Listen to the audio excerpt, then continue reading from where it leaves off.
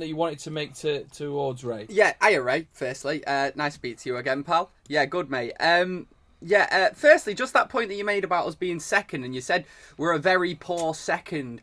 Just wondering what you mean by that, because we've been smashing some teams, and I know that we've not been great against the bigger teams, and I know that Webby said it was almost Van Gaalish. In a way, it's sort of like the opposite of Van Gaal, isn't it? Where he was getting the wins against the big teams, but slipping up against the lower teams. But what do you think about us in the league? Because you say we're a very poor second, but when you look at past Premier League winning teams, we're actually not far off where they were at this point in the season. We've accumulated quite a few points. City just seem to be absolute freaks.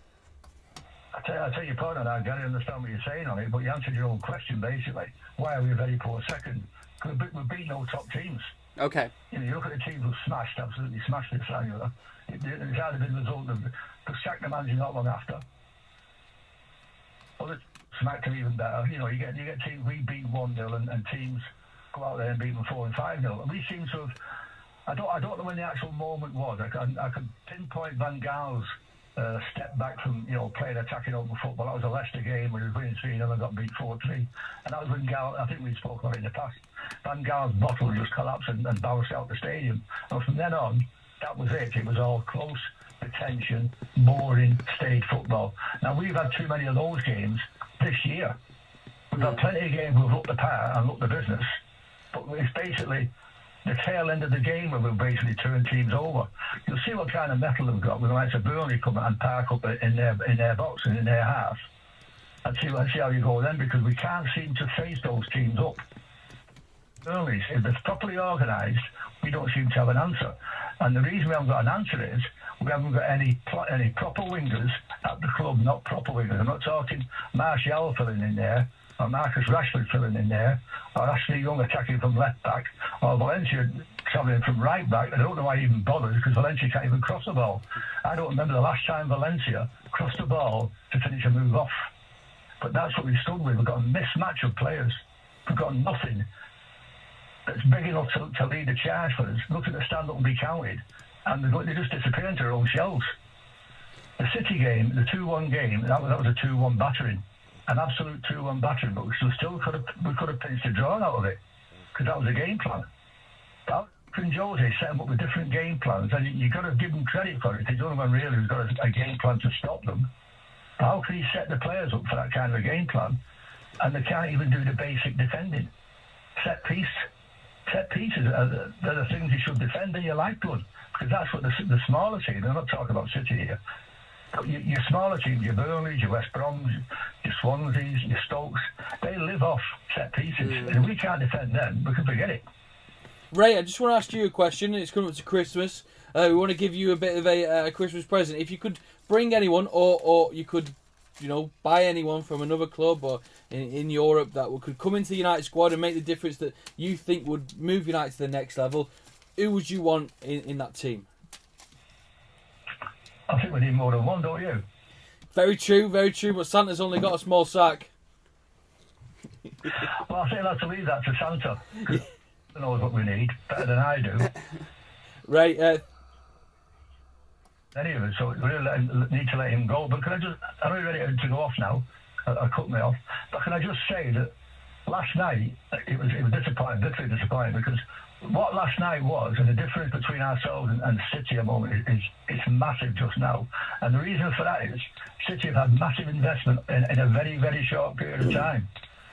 We've had a 10-year period. We've had no investment as such. I know we spent a lot of money recently, but we spent big money on individual players. But City basically, they bought a team. Pep Guardiola came to City last year.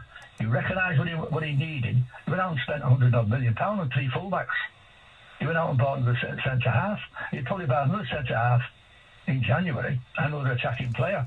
But we don't seem to know what we want. So, for you to ask me who do I think I would take, I don't know. But I think they want that many. That's the bitter truth. Right, thank you very much for your call, mate. Have a lovely Christmas, yeah? Take care, mate. Yeah, enjoy. Take Top care, man, mate. Ray. Have a good Christmas, Ray. That was Ray there. This is the full-time Devils takeover at XS Manchester. Thank you very much for tuning in. We're on Facebook Live at the minute as well, so head over there to see our lovely faces. I'm looking rough, can't lie. I don't know how York. We're live, and now York, and I'm looking rough, and it didn't help that we got beat by Bristol. There's a couple of things I want to run through, some points that are coming in on the Facebook Live. This is from Ben. He says, honestly, lads, I feel like no one wants to play for the badge, and my computer keeps going off. No one wants to play for the badge anymore. Mind over matter is often the case. Someone needs to bring the team together and show everyone what it means to play for United. Is that missing, guys? It seems to be missing. Yeah, it's missing in some games, mate. But I don't know. I sometimes think, I know it's easy for us all to be extremely disappointed after the performance more than anything last night. But do you not sometimes like need to have a step back and just think, we're in the next round of the Champions League. We had a great record in our group. Was it 5 wins out of 6 that we came out with? 5 wins out of 6. We're currently second in the league. I read something somewhere recently. Don't quote me on this. I'm useless at remembering these little things. But I think we're only like a point behind where the Arsenal Invincibles were at this point in their season. And I just feel like, I know that the gap is what everyone keeps talking about, but like I say, it seems like City are just absolute freaks this season, and we've not invested anywhere near as well as they have. But I don't think it's all doom and gloom. I think it's still improvement, and we're slowly getting there. I think you spot on what you said, Gaz, about the point difference from the Invincibles. I think there's something we level on the points with the Chelsea when they got the record amount of points when they won the league. Yeah. I think it's making it worse for us because it's our neighbours who are at the top. If it was Chelsea or Arsenal down in old London, there wouldn't be so much pressure on us or so much say-so from the press. And because it's City, the comparison's going to be thrown in our face all the time. We've just got to deal with it. Like Ray said, with a very, very bad second to City at the moment, only because they're blowing teams away, and you've got to hold my hands up and say they are blowing teams away. It was the 2-1. I'm spot on with everything what Ray says. It was a 2-1 batter and it could have been a lot worse. And then we could have nicked it at the end if the keeper wouldn't have made the double save. We've got to, say, it's an old cliche. Look at the Leicester game, which will be an hard game. Look at the Burnley game. Look at the Southampton game. And let's see we are before we play Everton on New Year's Day. We've still got so much to play for this season, and there's not a competition that we're in now where I'd say, well, apart from the league, where I'd say, it's pretty much over that. We've got absolutely no chance. I feel like we've got a team of and players that really have it in them to turn up in games. And we've struggled in the big games so far for this season, but we've been absolutely smashing some teams. Ooh, just move them headphones back a bit there, Webby, because I'm going to play a little game now. Oh, it's another one. Oh. Hey! Well, people can't hear it. This Joe, I have got no Christmas spirit in me, mate. You got no Christmas spirit? Why you got no Christmas spirit? Because of last night. I want to ask you then, if Santa Claus came down the chimney with his big sack, what players would be inside that sack for you, Gaz? Who do you want for Christmas this year at Manchester United that can improve the team you're watching at the minute? I think we need a fullback. We've been saying this for a bit. I know that Danny Rose is the most realistic one, I think, at the minute. So I'll say Danny Rose just because I'm not clued up on worldwide left backs. But if we're talking wingers as well, I think that could be something that we could massively need. Get that bed down, mate. Get that bed down. I think that we definitely could do with a winger. I would probably like to see someone like Perisic, who we were linked to in the summer, just an out-and-out winger. Yeah, and then Webby? Right, I'm being greedy. Yeah. You've been greedy, yeah, of course. Santa's coming down the chimney with his sack, yeah. I want 4 players in it. I want a clone of Paul Scholes. I want a clone of Ryan Giggs. Yeah. I want a clone of Yapstam. Yeah. And a clone of Ruud van Nistelrooy, and I'll be happy. You'd be happy with all them. Can we get Fergie in? A clone of Fergie? Let's just get Fergie in. Are you saying manager out? No. Is that what you're saying? No, I'm saying Fergie with Mourinho. I just think, to be honest, if you're looking at buying in January, which is something we very rarely do, obviously because we're normally still in Europe, any half-decent player is going to be cup-tied. But let's have it right. I'm not holding any qualms. The league's not over till the fat lady sings, but it's got a 4-game turnaround. Can we win 4, City lose 4? It's going to be very, very difficult. So We've got to get a player who's not cup-tied, who's about, who stands out. Nobody. Can we afford to wait to end of the season, August? Looks like we're going to have to, you know. So those players there, I've got to know now. They're playing for the biggest club in the world. Pull your fingers out, lads. You know what I mean? Last night was an embarrassment. Let's, like saying, we win at Leicester, we win against Burnley. We'll forget about it, like Kaz says. But we've got to win in those 2 games. Each game we've got to win now and just see if City actually drop a few points. This is the XS Manchester full-time Devils takeover. We talk football every weeknight between 6 and 7. If you can't get on the Facebook Live now, you can always listen online, xsmanchester.co.uk, or download the podcast after it's all done. Some comments coming in, keep them coming in. Someone says, studio gives a wave, we'll give you a wave. And Mohammed says, full-time Devils and chill. Each to their own. I know what Mohammed's up to. Each to their own there. Put it on away, lad. And then Joe repeating some of the thoughts that we were saying, that he says badly in need of a top world-class player like Roy Keane. If one exists, I wish we could have him. And then Declan mentions that the formation is all wrong. We need to be playing a 4-3-3. Look at all the big teams who use it and they're successful. Manchester United know who they want to buy. They need to just not bottle it, go out and spend some money. Your thoughts mean a lot, so do get in touch. You can get in touch 3 ways. 87711. Drop us a text now with your thoughts, your opinions. Who do you want Santa to bring you in his sack? Also, let us know about how you're feeling over the next couple of games, which we're going to be previewing very soon. We're previewing Leicester, Burnley and Southampton. So don't go anywhere.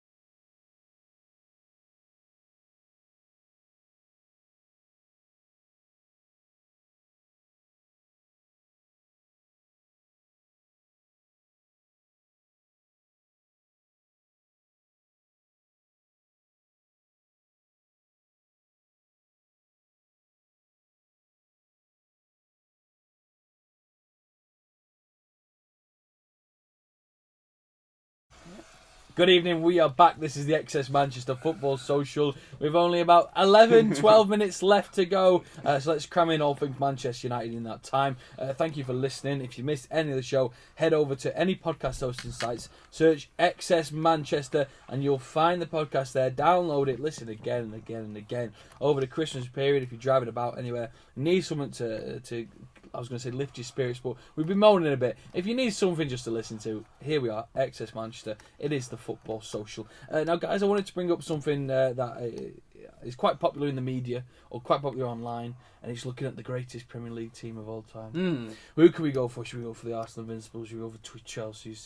But one team that does get overlooked is a team very close to our hearts. It was the 07-08 season when United won the Premier League and the Champions League, and no one seems to mention the fact that that team probably was.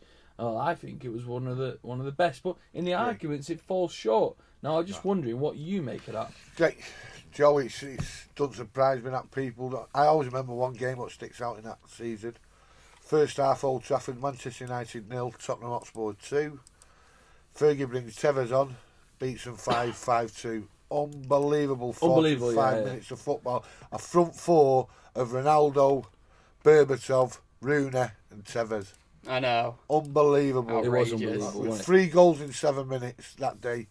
And there was some Tottenham fans behind me in the South Stand, the execs, and let me tell you, Mr. Webb went absolutely wild that day. His shirt was off like Ronaldo. I didn't have the body of Ronaldo, but I slung my shirt off the same when he did.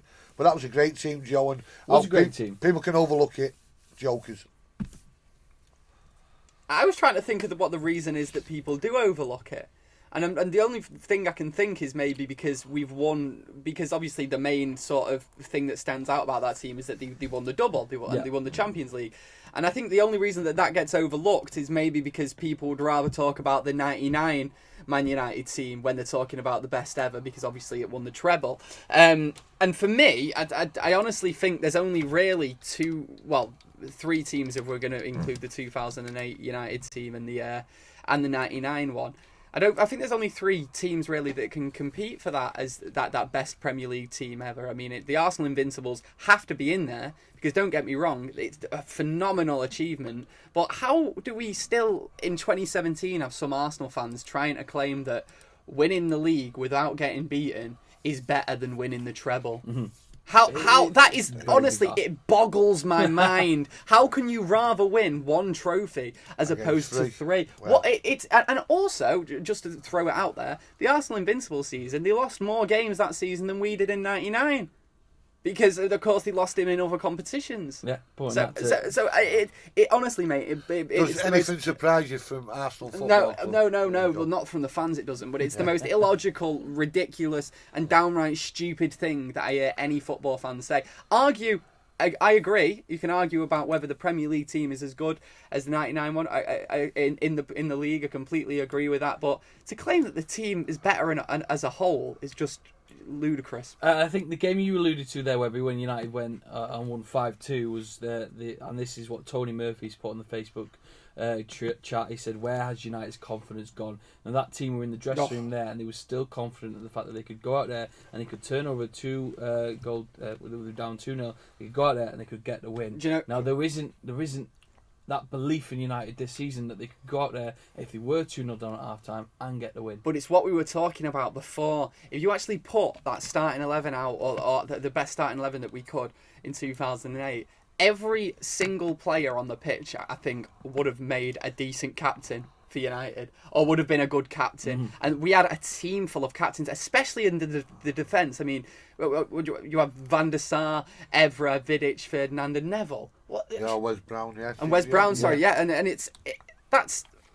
you've got 5 captains there, 5 potential captains straight away.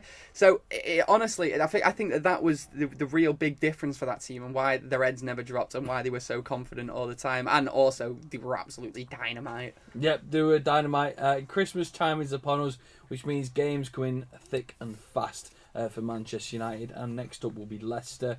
On the 23rd is 8:45 kickoff. Saturday 8:45. Get used to that, because it's 8:45 kickoff. 8:45 kickoff. Yeah. Get used to it, because them games will be coming into the Premier League Saturday 8:45.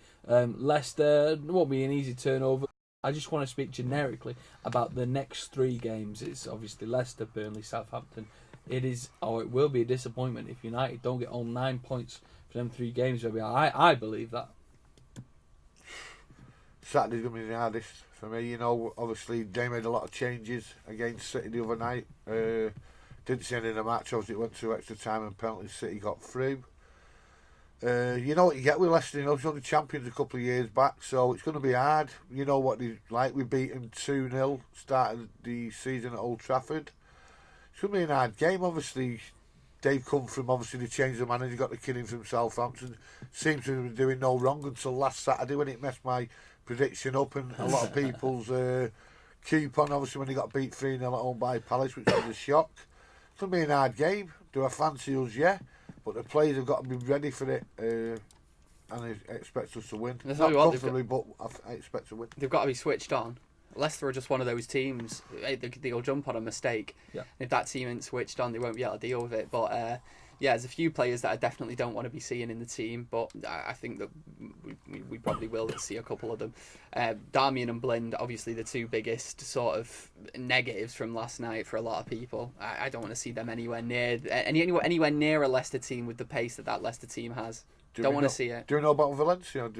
We don't know about Valencia at the moment. I think that'll be something he'll really bring up in the could press massively conference. do with Valencia back. But isn't that I saying? think it was so much, Joe. It wasn't a full strength. I think he just felt a bit tight, and they've got him off. Hopefully, he'll be fit for Saturday night. Yeah. But it worries me who's going to step in there now.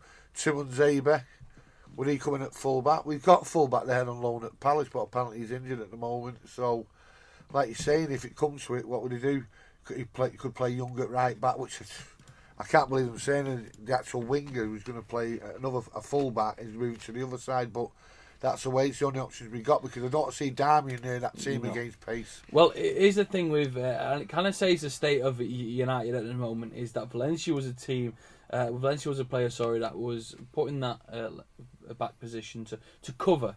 Okay, so he was there as a cover. None of us could have believed when he actually started playing that position he'd be there at this moment in time. Then we settled for him because he started playing really well, and now we need him. And it just sort of shows that we shouldn't be a team that should have relied on a makeshift. Joe, I said it on Full-Time Devils 3 seasons ago. Antonio Valencia was the best fullback at the club. I got laughed at. You know, at that time we had Raphael, other upcoming players, and he's the best we've got. You know, and it's I won't say stupid or disappointing, but for me, every time you see him playing the Van Gaal, he never played on his right-sided position. It was always full-back. I know he's done all right, but sometimes you could question him out. But I think defensively he's become a better player. A few times he did get caught out at the first half because he's not a defender. He's a winger. Now, that's a problem we've got to address. He's not getting any younger. We should have around that football club a decent right-back who can just come in and say, right, that's my position for the next 5-10 years. I get what you're trying to say as well, Joe. That sort of United's expectancies maybe have gone down a little bit, as has been shown by Valencia because we didn't like him at first and now we love him.